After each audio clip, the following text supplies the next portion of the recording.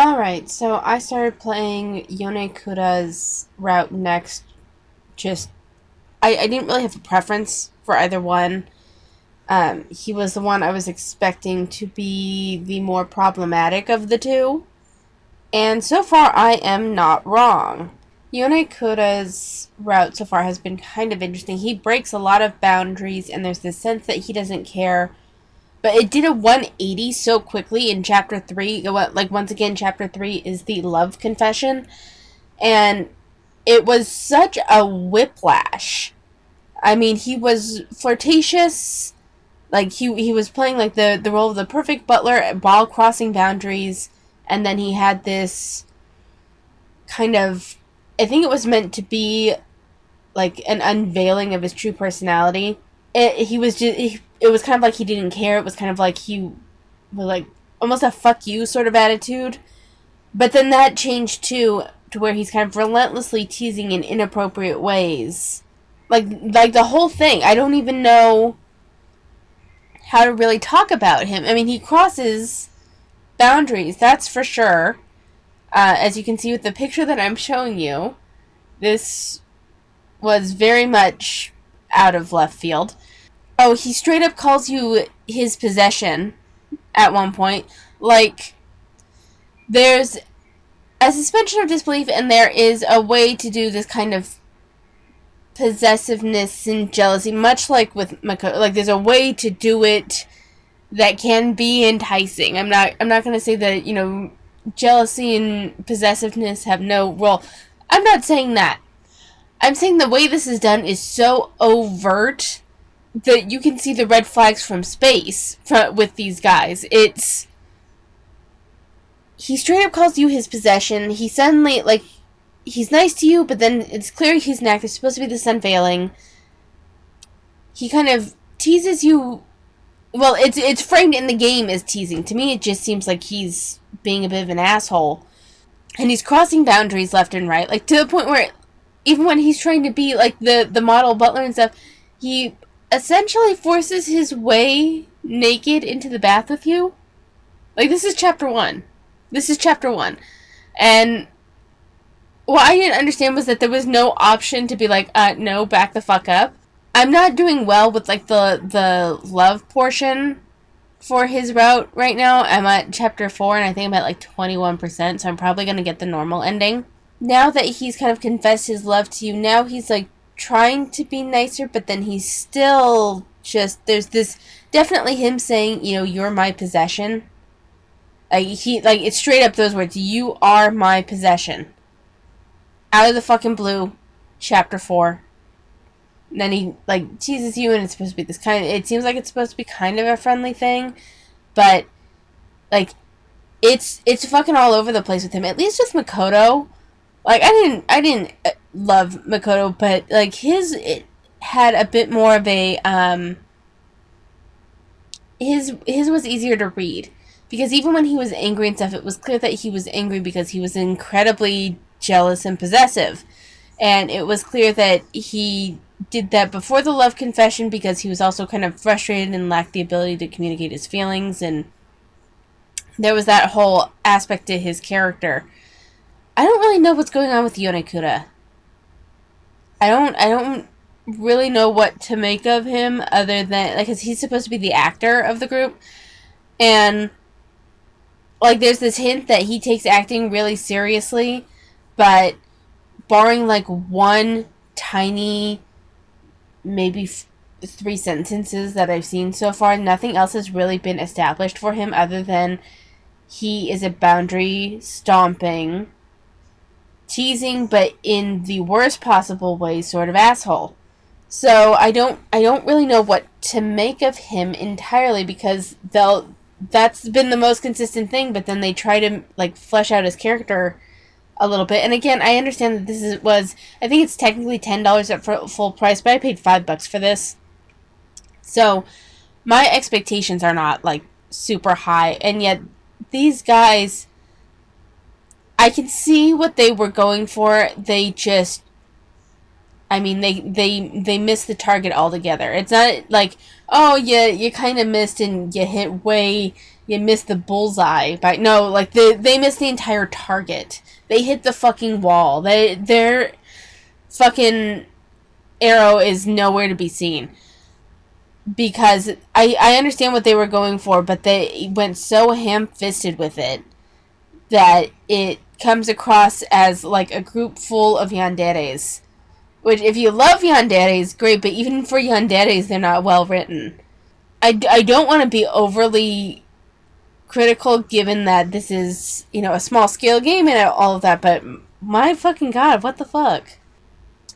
Okay, so I finished Yonekura's route.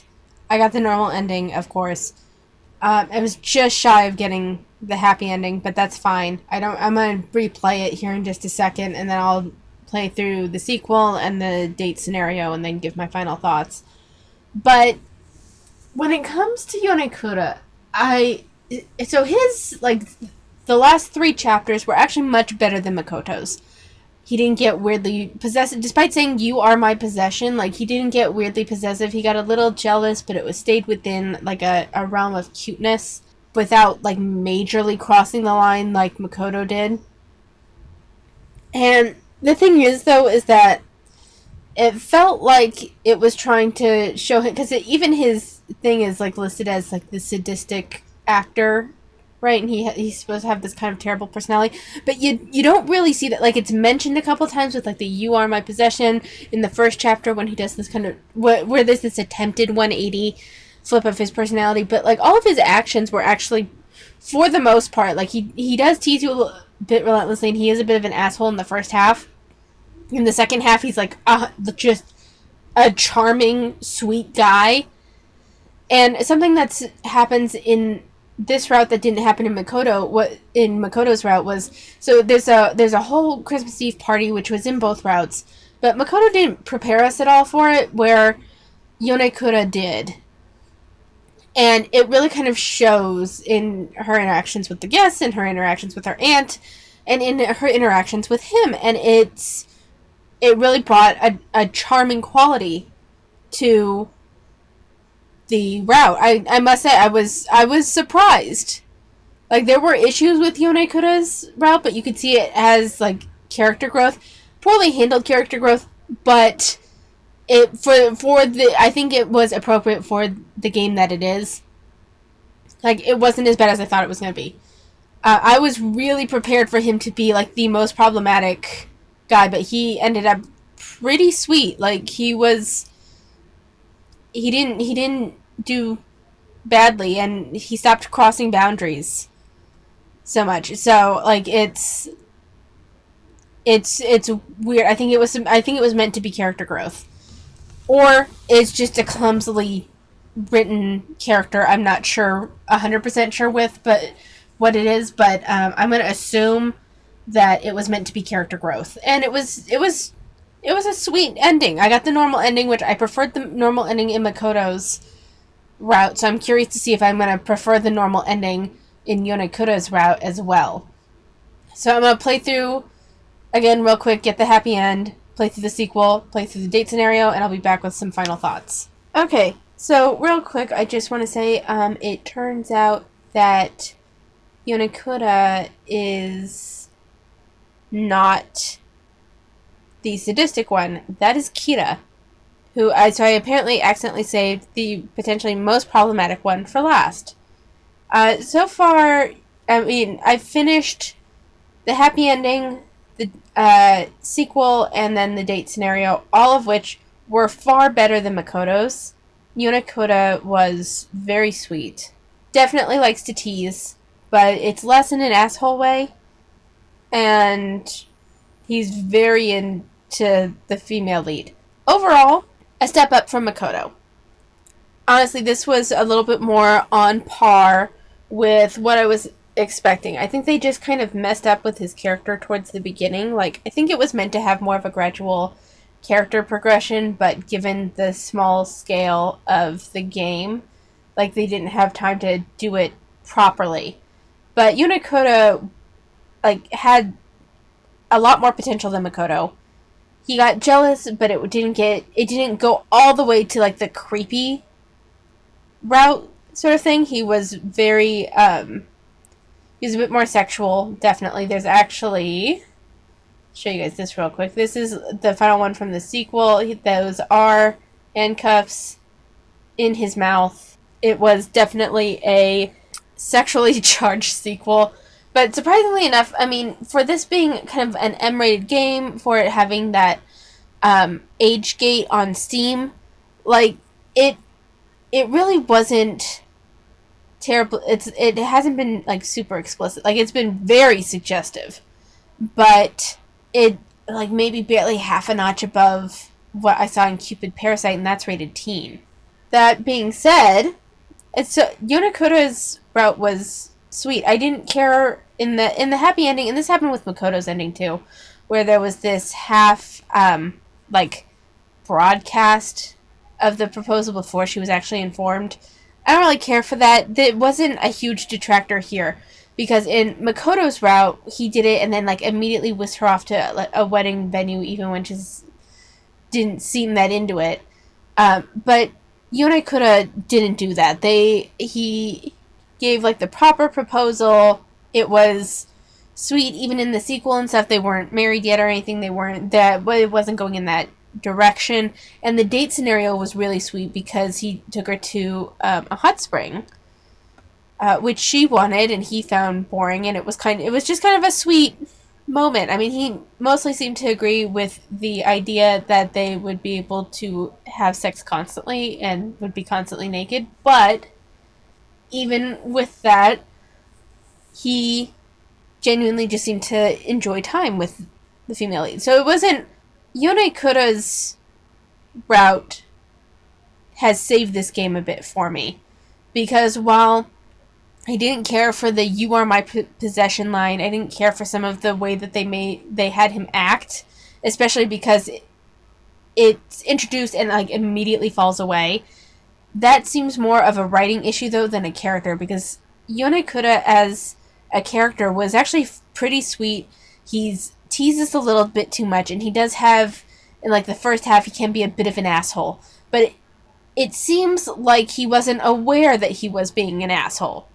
And so as time changes and as he like learns this is also apparently the first girl that he's fallen in love with, it seems like he's gaining maturity a little bit at a rapid speed, but I think that's just the nature of the game. He's gaining a bit of maturity and he grows, and it actually turns into a pretty sweet relationship. I was not dissatisfied with Yonekura. There were issues with it. There were issues with his route, but they weren't as glaring or as like bordering offensive as Makoto's were. Makoto was weird in this route too, though. I mean, Makoto has serious jealousy issues. I'm thinking they presented him as a tsundere, but maybe they really meant for him to be on yandere. I don't know, but he definitely gives that vibe. Yonekura is a little bit more of like, he was definitely self-centered. He's definitely a bit self-centered, and that's even in his description. But he seems to have, like, a good heart. So, we're moving on to, apparently, sadistic Kira. So, we will see how that turns out. But Yonekura wasn't a disappointment. He wasn't a bad love interest. I was pretty satisfied with his route.